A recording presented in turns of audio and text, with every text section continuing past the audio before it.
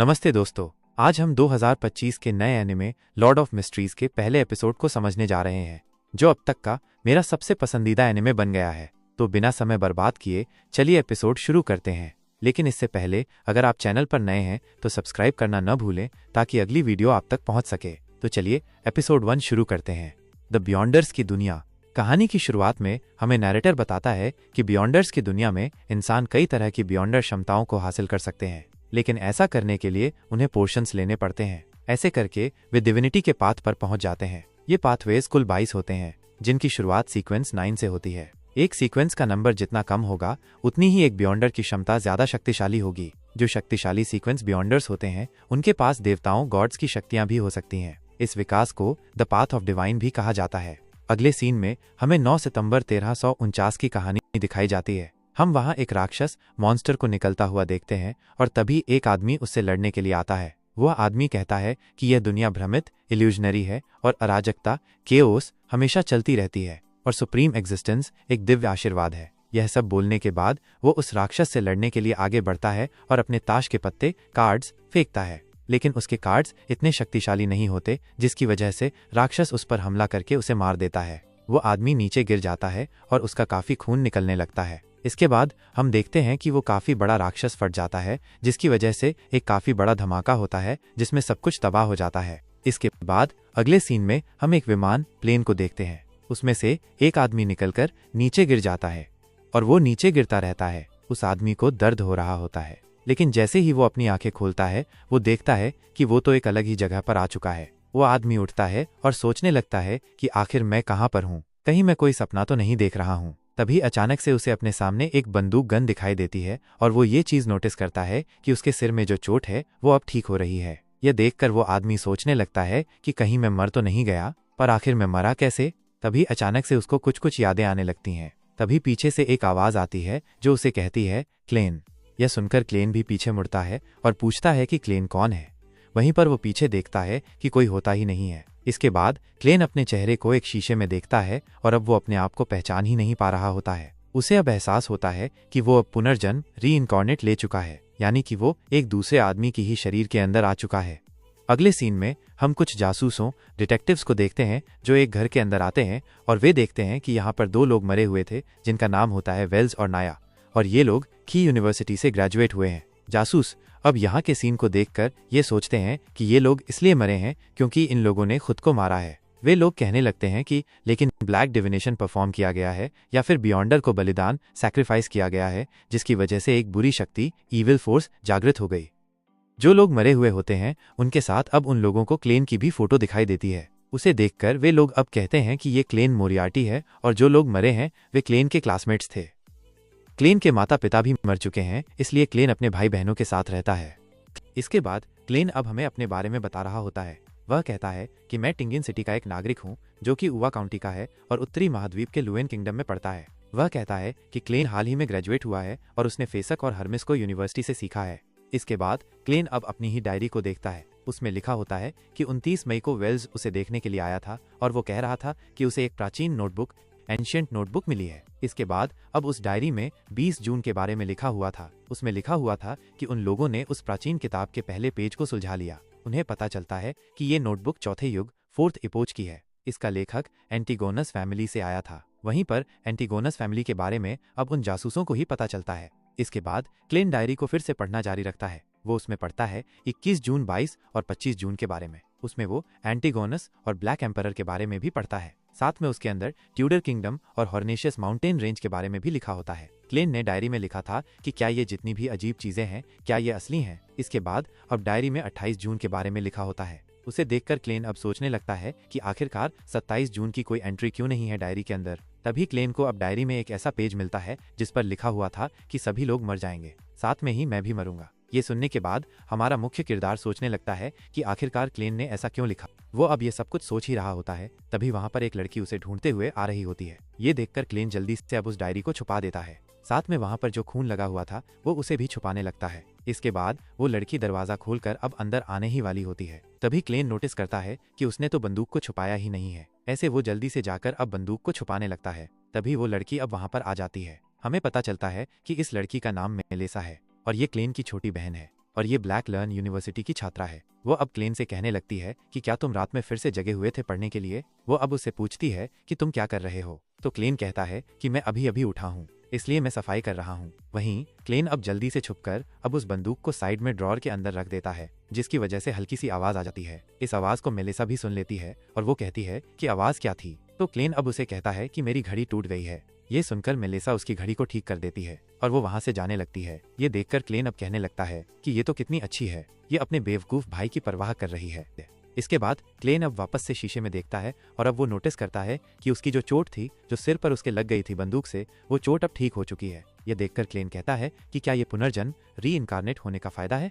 हमारा मुख्य किरदार अब सोचने लगता है कि आखिरकार क्लेन ने अपने आप को ही क्यों मारा। मेरे दिमाग में क्लेन की जो यादें हैं वो इतने अच्छे से आ नहीं रही हैं। यादें आधी अधूरी हैं, इसलिए मुझे विस्तार से नहीं पता, पर एक बात के लिए मैं सुनिश्चित हूँ, इन सबका लेना देना उसी प्राचीन नोटबुक से ही होगा। इसके बाद वो सोचने लगता है कि वैसे आखिरकार मैं पुनर्जन्म कैसे हुआ और क्यों। मैं तो बस अपना काम कर रहा था। तभी उसे एहसास होता है और वो कहता है कि रात का खाना खाने से पहले मैंने भाग्य सुधार अनुष्ठान लक एनहांसमेंट रिचुअल को किया था। वो अब इन सब के बारे में सोच रहा होता है, तभी वहां पर मेलिसा उसका खाना लेकर आ जाती है और कहती है कि तुम इसे खाओ और मैं स्कूल जा रही हूँ। जाते हुए वो अब क्लेन से कहती है कि याद रखना, ताज़ी ब्रेड खरीदना जो कि 8 पाउंड की आएंगी, जल्दी से उन्हें खरीद लेना, नहीं तो वे गर्मी में बेकार हो जाती हैं। और थोड़े बहुत लैम्प और मटर पीस भी ले लेना, क्योंकि वैसे भी तुम काफ़ी कड़ी मेहनत कर रहे हो नौकरी पाने के लिए, तो मैं तुम्हारे लिए अच्छा खाना बनाना चाहती हूँ। वैसे आज मैं घर थोड़ा देर से आऊँगी, तो थोड़ा इंतज़ार करना। ऐसा बोलने के बाद वो वहाँ से चली जाती है। वहीं पर क्लेन भी अब उसे अलविदा कहता है और अब वो कहता है कि मेलिसा मुझे माफ़ करना, जब तुम वापस आओगी तब शायद मैं यहाँ पर ही नहीं। इसके बाद अब क्लेन वापस से अब उस बंदूक के बारे में सोचने लगता है। वो कहता है कि रिवॉल्वर काफी ज्यादा तेज आवाज करेगी ना जब ये बजेगी, पर मेलिसा ने आवाज क्यों नहीं सुनी, जबकि उसका कमरा तो अगली ही तरफ है। वो अब कहता है कि यहाँ पर मैं जितनी देर रुकूंगा उतना ही मेरे लिए खतरा है। बेहतर रहेगा कि मैं भाग्य सुधार अनुष्ठान को फिर से ट्राई करूं, जिससे कि मैं अपनी दुनिया में वापस जा सकूं, यानी कि मैं फिर से अपनी पहली वाली शरीर के अंदर जा सकूं। अगले सीन में अब वो ब्रेड खरीदने के लिए आ जाता है, वो भी 8 पाउंड की। वहीं दुकानदार भी अब क्लेन से कहती है कि तुम ग्रेजुएट हो चुके हो ना, वैसे भी तुम काफी कमाल के हो, मुझे विश्वास है कि तुम काफी जल्द एक नौकरी ढूंढ लोगे और एक नई जगह पर चले जाओगे। क्लेन अब ब्रेड ले ही रहा होता है, तभी वो नोटिस करता है कि कोई उसे घूर रहा था, पर जैसे ही वो उसकी तरफ देखता है वो आदमी वहां से चला जाता है। इसके बाद अब क्लेन भी वहां से ब्रेड लेकर चला जाता है। वो अब वहां सूरज को देखकर कहता है कि ये तो बिल्कुल समान लग रहा है। ये देखकर क्लेन अब कहता है कि देखकर लगता है कि ये एक समानांतर ब्रह्मांड पैरेलल यूनिवर्स है। क्लेन अब वहां से जाने वाला होता है, पर अब वो देखता है कि वहां पर लोग तो ताश का गेम खेल रहे थे। ये देखकर क्लेन कहता है कि ये लोग तो लैंडलॉर्ड गेम खेल रहे हैं, इनके पास भी ये गेम है क्या, यानी कि इस दुनिया के अंदर भी। वो कहता है कि अब से 100 साल पहले एंटीज एम्पायर के अंदर रोजेला गुस्ताव ने इस गेम को इन्वेंट किया था। उसी आदमी ने टैरोट रीडिंग को भी इन्वेंट किया था, साथ में स्टीमशिप को भी उसने स्प्रिंग फेस्टिवल को भी प्रमोट किया था। क्लेन अब कहता है कि शायद से जो रोजेला गुस्ताव था, शायद से वो भी मेरी तरह ही पुनर्जन्म हुआ होगा। क्लेन का वहां पर सिक्का नीचे गिर जाता है। तभी वहां पर एक आदमी आ जाता है, जिसे देखकर क्लेन घबरा जाता है। वह जल्दी से अपनी बंदूक को बाहर निकालने वाला होता है, पर तभी वो देखता है कि वहां पर एक जोकर था जो कि क्लेन को सर्कस की परफॉर्मेंस देखने के लिए बुला रहा होता है, वो भी आज रात 7 बजे के लिए। वहीं क्लेन अब वापस से नोटिस करता है कि वही आदमी उसे छुपकर फिर से देख रहा था। ये देखकर क्लेन घबरा जाता है और अब वो जोकर से कहता है ठीक है, मैं आने का ट्राई करूंगा। ऐसा बोलकर क्लेन वहां से भागकर जाने लगता है। वहीं पर हम लोग अब देखते हैं कि वह आदमी भी अब उसका पीछा कर रहा होता है। क्लेन अब आगे जाता है, पर तभी वहां पर एक और आदमी होता है जो कि किताब पढ़ रहा था और अब वो भी क्लेन को देखकर मुस्कुराने लगता है। इसके बाद अब क्लेन छुपता छुपता अब किसी जगह पर आ जाता है, जहां पर अब एक जादूगरनी मैजिशियन उसे दिखाई देती है, जो कि एक गोले ऑर्ब में अपनी शक्ति का उपयोग कर रही होती है। वो अब क्लेन से कहती है कि तुम खो गए हो क्या, इधर आओ, मैं तुम्हें तुम्हारे भविष्य के लिए मार्गदर्शन देती हूँ। वहीं हमें पता चलता है कि जो आदमी क्लेन का पीछा कर रहा था वो भी इस जगह पर पहुंच चुका है। हमें पता चलता है कि उस आदमी का नाम है जेंकिंस, पर तभी अब वो देखता है उसी आदमी को जिसके हाथ में वो किताब थी, वो भी वहां पर खड़ा था। उसे देखकर जेंकिंस वहां से चला जाता है। दूसरी तरफ क्लेन भी अब उसी आदमी को ढूंढ रहा होता है और कह रहा होता है कि आखिर वो कहाँ गया।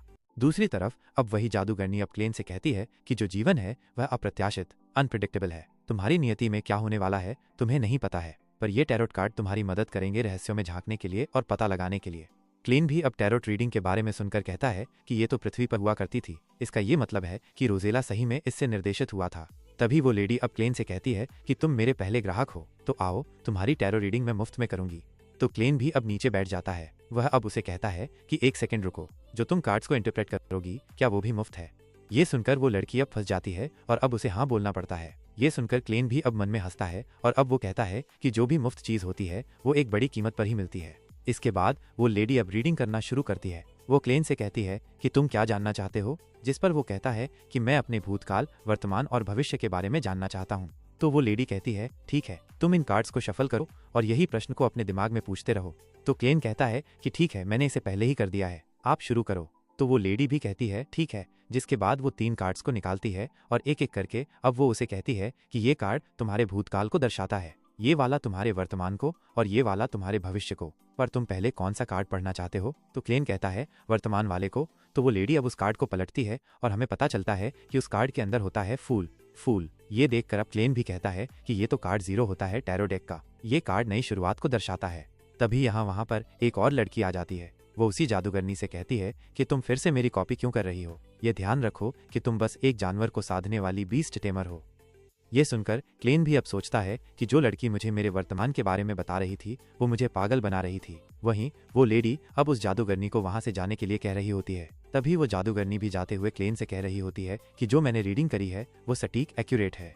तभी हम लोग अब उसी आदमी को देखते हैं जिसके हाथ में किताब थी। वो अब क्लेन को ढूंढने के लिए अंदर आता है, पर वो देखता है कि क्लेन तो वहां पे होता ही नहीं है। हम लोग अब देखते हैं कि क्लेन तो वहां से जा चुका है। अगले सीन में हम लोग अब देखते हैं क्लेन को, जो कि अपने घर पर वापस आ जाता है। वो वापस से भाग्य सुधार अनुष्ठान, लक एनहांसमेंट रिचुअल को कर रहा होता है, जिससे कि वो अपनी पहली वाली दुनिया में वापस जा सके। हम अब देखते हैं कि क्लेन अनुष्ठान शुरू कर देता है, जिसकी वजह से वहां पर जितने भी कागज होते हैं वे अब उड़ने लगते हैं, पर अभी भी कुछ होता ही नहीं है। ये देखकर क्लेन कहता है कि आखिर ये कैसे हो सकता है। तभी अचानक से क्लेन अब देखता है कि उसके सिर में अब काफी दर्द होने लगा है और अब हम लोग अब देखते हैं कि उसके ऊपर एक लाल निशान, रेड मार्किंग सी भी आने लगती है। हम लोग अब देखते हैं कि क्लेन ने जितने भी वहां पे टेलीसेंट बनाए थे वो भी अब वहां से गायब हो जाते हैं। दूसरी तरफ हम लोग अब वहां पे अब एक क्रिस्टल को टूटता हुआ देखते हैं, जिसमें से अब एक काफी लाल रोशनी निकलने लगती है, जो कि अब क्लेन के रूम में भी देखने को मिलती है। इसके बाद अब क्लेन को काफी दर्द होने लगता है और अब वो देखता है कि वो अब एक अलग ही जगह पे आ चुका है, जहाँ पर अब एक रेड कलर की और ब्लू कलर की लाइट अब उसे घेरने लगती है। तभी उसे वहां पर एक लड़की दिखाई देती है, जो कि कहती है मिरर ओ मिरर होल फैमिली के नाम पर मैं तुम्हें अवेकन होने के लिए सम करती हूँ। ऐसा बोलने के बाद वो अपनी पावर को यूज कर देती है, जिसके बाद हमें अब और नए कैरेक्टर्स को दिखाया जाता है और अब वो जो कैरेक्टर्स होते हैं वो भी अपनी अपनी दुनिया से निकलकर अब उसी जगह पे आ जाते हैं जहाँ पे क्लेन था। वो लड़की अब क्लेन से पूछने लगती है कि आखिर हम लोग कहाँ पर हैं। उन लोग को देखकर तो क्लेन भी हैरान हो जाता है। वो अब सोचने लगता है कि क्या इन दोनों को मैंने समन किया है। इसके बाद अब वो लड़की अब क्लेन से कहती है कि क्या इस डिवाइन रेलम के तुम ओनर हो। ये सुनकर क्लेन कंफ्यूज हो जाता है। वो अब कहता है कि आखिरकार ये एक डिवाइन रेलम कैसे हो सकता है, क्योंकि यहाँ तो एक श्राइन भी नहीं है। तभी अचानक से हम लोग अब देखते हैं कि वहाँ पे अब एक बिल्डिंग बनने लगती है, जो देखकर क्लेन हैरान हो जाता है और कहता है कि कहीं ऐसा तो नहीं है कि मैं ग्रे फॉग को यूज कर सकता हूँ, वो भी एक गेम हैक की तरह। हम लोग अब देखते हैं क्लेन अपनी पावर का यूज करता है, जिससे कि अब वहाँ पे अब कुछ चीजें आने लगती है। ये देखकर क्लेन को रियलाइज हो जाता है कि हाँ, ये सब कुछ वही कर रहा है। तभी वो लड़का भी अब क्लेन से कहता है कि आखिर मैं कहाँ पर हूँ और तुम कौन हो। तभी हम लोग अब देखते हैं कि वहाँ पे अब और भी सीट्स बनने लगती हैं,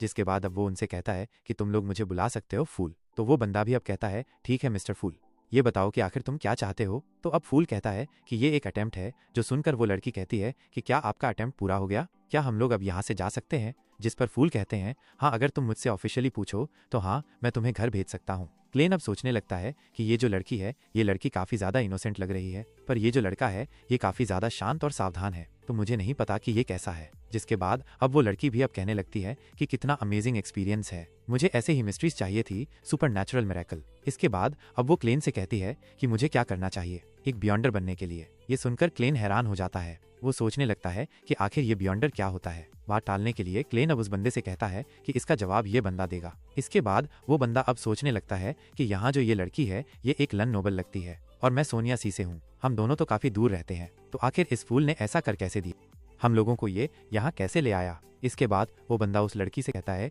कि तुम लन से हो ना, एक बियॉन्डर बनने के लिए तुम्हें चर्च ऑफ एवरनाइट गॉडेस को ज्वाइन करना होगा, लॉर्ड ऑफ स्टम्प्स और बाकी चर्चेस को भी। पर ज्यादातर लोगों को बियॉन्डर बनने का मौका ही नहीं मिलता है, पर बियॉन्डर सही में एग्जिस्ट करते हैं। वो अभी भी लड़ रहे हैं, वो भी उस बढ़ते अंधकार से जो कि लोगों के लिए खतरा है। ये सुनकर वो लड़की कहती है कि लेकिन मैं नहीं चाहती हूँ कि मेरी फ्रीडम मुझसे छीन ली जाए। तो वो बंदा कहता है कि तो फिर रॉयल फैमिली में जाओ या फिर मिलेनियम नोबेलिटी में। ये सुनकर वो लड़की कहती है कि क्या कोई और तरीका नहीं है। जिस पर वो बंदा कहता है कि एक्चुअली मेरे पास 2 सीक्वेंस 9 पोर्शन है। ये सुनकर क्लेन और वो लड़की दोनों ही हैरान हो जाते हैं। वो बंदा बताता है कि एक पोर्शन को सेलर कहते हैं और दूसरे को ऑडियंस। ये सुनकर क्लेन अब सोचने लगता है कि जिनके बारे में ये बात कर रहे हैं सुनने में तो ये सुपर नेचुरल पावर लग रही है, वो भी अलग अलग एट्रीब्यूट्स की। जो सीक्वेंस है वो एबिलिटी लेवल होता है। क्या जो ग्रे फॉग है और जो ट्रांसमाइग्रेशन है, क्या ये बियॉन्डर की पावर का कोई नतीजा है? इसके बाद वो लड़की अब फूल से कहती है कि मैंने इस बंदे के साथ एक डील कर ली है, मैं एक रिक्वेस्ट करना चाहती हूँ। वो लड़की खुश हो जाती है और कहती है कि क्या आप और गैदरिंग्स भी कर सकते हो? ये सुनकर क्लेन भी सोचता है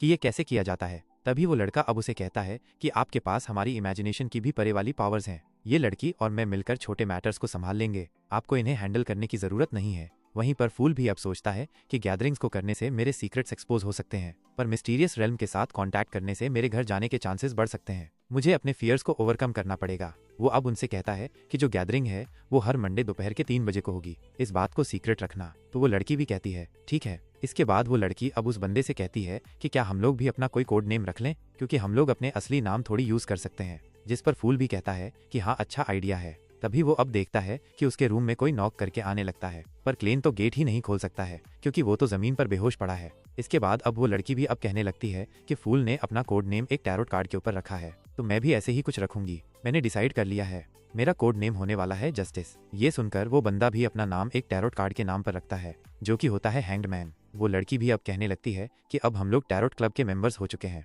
दूसरी तरफ क्लेन के सर में अब दर्द होने लगता है। वो अब कहता है कि मैं अपना स्टेमिना खो रहा हूँ। वो अब ज्यादा देर तक हैंडल नहीं कर पाता है, इसलिए अब वो उन दोनों को शांत होने के लिए कहता है, क्योंकि वो दोनों आपस में काफी बातें कर रहे थे। क्लेन अब कहता है कि ये गैदरिंग यहीं खत्म होती है। ऐसा बोलने के बाद अब वो इस जगह को खत्म कर देता है, जिसके बाद वो लड़की और वो लड़का अब वापस अपनी पहली वाली जगह पर पहुंच जाते हैं। दूसरी तरफ क्लेन को भी होश आ जाता है। वो पूछता है कि कौन नॉक कर रहा है, तो वो बंदा अब उसे कहता है कि हम लोग पुलिस हैं। ये सुनकर क्लेन घबरा जाता है और वो जल्दी से अपनी गन और बाकी के सामानों को छुपा देता है। क्लेन अब वहां पर की होल से देखता है और अब वो ये देखकर काफी घबरा जाता है, क्योंकि उसके सामने अब एक इंस्पेक्टर है। क्लेन अब गेट खोलता है और वो कहता है माफ करना, मैं सो रहा था। तभी क्लेन अब देखता है कि वहां पर तो वही बंदा होता है जिसके हाथ में किताब थी। क्लेन अब उसे देखकर कहता है कि तुम तो वही हो जो मेरा पीछा कर रहे थे। तो वो बंदा भी कहता है हाँ। इसके बाद वो अपना नाम बताता है। उसका नाम होता है लियोनार्ड मिचेल और वो एक पुलिसमैन है। ऐसा बोलकर अब वो अंदर आ रहा होता है, जो देखकर क्लेन कहता है कि तुम अंदर क्यों आ रहे हो। तभी अब वहां पर एक और बंदा आ जाता है, जो कि क्लेन से कहता है कि जरा शांत हो जाओ, हम लोग बस छोटी सी इंक्वायरी कर रहे हैं। हमें पता चलता है कि इस बंदे का नाम है डन स्मिथ। यह सुनकर क्लेन अब उनसे कहता है कि क्या नाया और वेल्च ने सही में खुद की ही जान ले ली है। जिस पर डन कहता है कि हाँ, सीन देखकर तो यही लगता है। वो क्लेन कहता है कि मेरे हिसाब से तो वो लोग पोजेस हो गए थे। तभी लियोनार्ड अब क्लेन की डायरी पढ़ लेता है और वो कहता है कि कितनी इंटरेस्टिंग चीज इसमें लिखी है कि सभी लोग मर जाएंगे और मैं भी। ये देखकर अब वो क्लेन से कहता है कि जरा समझाओगे कि आखिर इसका मतलब क्या है। ये सुनकर क्लेन अब घबरा जाता है। क्लेन अब कहता है कि मुझे नहीं पता कि ये क्या है, मुझे याद ही नहीं है। ये सुनकर डन अब कहता है कि एविडेंस हम लोग को मिले हैं कि तुम उनके घर पर 27 को गए थे। तो क्लेन कहता है कि मुझे ये भी नहीं पता। मुझे पता है कि तुम लोग विश्वास नहीं करोगे, पर मैं अपनी ही डायरी को देखकर गैसेस करता हूँ। तो डन कहता है कि मिस्टर मैकगवर्न के पास एक गन मिसिंग है, मुझे विश्वास है कि हम लोग को वो गन यहीं मिलेगी, है ना। ये सुनकर क्लेन घबरा जाता है और वो बता देता है कि उसने वो गन कहाँ छुपा रखी है। तो डन भी अब जाकर उस गन को लेने लगता है और अब वो क्लेन से पूछता है कि क्या कोई और बात है जो कि तुम हमें बताना चाहते हो। जिस पर क्लेन कहता है हाँ, कल रात में मैं आधी रात में उठा और देखा कि मैं अपने आप को मार ही नहीं पाया। उसके बाद मैं अपनी याददाश्त खोना शुरू कर गया। ये सुनकर डन कहता है कि तुम पागल हो। जिस पर क्लेन कहता है कि नहीं, मैं सच बोल रहा हूँ। जिस पर डन कहता है कि इससे भी मैं कुछ बिलीव नहीं कर सकता हूँ, तुम्हें सिक वेरिफिकेशन पास करनी पड़ेगी जिससे कि ये पता चल सके कि तुम पागल हो या नहीं। वो तुम्हारी गुम हुई मेमोरीज को शायद से रिकवर कर पाएगी। लियोनार्ड अब क्लेन से कहता है कि तुम काफी लकी हो, हम लोग को काफी खुशी है कि तुम जिंदा हो, क्योंकि नॉर्मली जो लोग भी इन्वॉल्व होते हैं वो ज्यादातर मर जाते हैं। ऐसा बोलने के बाद वो लोग अब वहाँ से क्लेन को लेकर जाने लगते हैं, पर क्लेन अब वहीं पर रुक जाता है और सोचने लगता है कि अगर इन लोग को पता चला कि मैं एक ट्रांसमाइग्रेटर हूँ, यानी कि मेरी सोल किसी दूसरे बंदे की बॉडी के अंदर आ गई है। वो अब सोच ही रहा था, तभी वो देखता है कि एक लड़का एक बूढ़े आदमी से ब्रेड चुराकर भाग रहा था, पर तभी डन उसे रोक लेता है। जिसके बाद वो बंदा भी वहाँ पर आ जाता है और वो उस बच्चे को उठा लेता है। इसके बाद वो बच्चा अपने आप को छुड़ाने की कोशिश करता है, पर गलती से वो बम्बू के पैर मार देता है, जिसकी वजह से बम्बू नीचे गिर जाता है और अब काफी तेज आवाज होती है। इस वजह से अब उन पुलिसमैन के जो घोड़ा गाड़ी के घोड़े होते हैं वो डर जाते हैं। इस वजह से उन पुलिसमैन का ध्यान भटक जाता है। इस मौके का फायदा उठाकर क्लेन वहां से भाग जाता है। वो भागते भागते अब एक गली में आ जाता है। वो अब वहां पर रुका ही होता है, तभी खिड़की खोलकर कोई वहां पर पानी फेंक देता है। पर तभी क्लेनर अब नोटिस करता है कि जो पानी है वो रुक गया है, जो देखकर वो हैरान हो जाता है और कहता है कि टाइम और स्पेस तो फ्रोज हो चुके हैं। वो देखता है कि वहाँ पर अब अजीब अजीब चीजें होने लगी, जो देखकर वो घबरा जाता है और कहता है कि यहाँ पर एक बियॉन्डर है। क्लेन अब जिस साइड भी भागने की कोशिश कर रहा होता है उसके सामने वाला रास्ता बंद हो जाता है। वो घूम फिरकर अब एक घोड़ा गाड़ी के पास आ जाता है और वो घोड़ा चालक से कहता है कि मुझे पोर्ट की तरफ ले जाओ, तो वो भी अब उसे लेकर जाने लगती है। ये देखकर क्लेन अब काफी खुश हो जाता है कि कोई भी अब उसका पीछा नहीं कर रहा है। तभी क्लेन अब घोड़ा वाले को रुकने के लिए कहता है, पर वो बंदा रुक ही नहीं रहा होता है, जो देखकर क्लेन कहता है कि आखिर तुम कहाँ जा रहे हो। जिस पर वो घोड़ा गाड़ी वाला कहता है कि मैं वेल्थ के घर पे जा रहा हूँ। और हमें पता चलता है कि वो बंदा और कोई नहीं बल्कि डन था, जो कि घोड़ा गाड़ी चला रहा था। तभी अचानक से क्लेन को अब होश आ जाता है। वो अब देखता है कि ये सब कुछ तो बस एक सपना था। वो अब सोचने लगता है कि आखिर मैं सो कब गया। तभी अचानक से अब उसका गेट खुलता है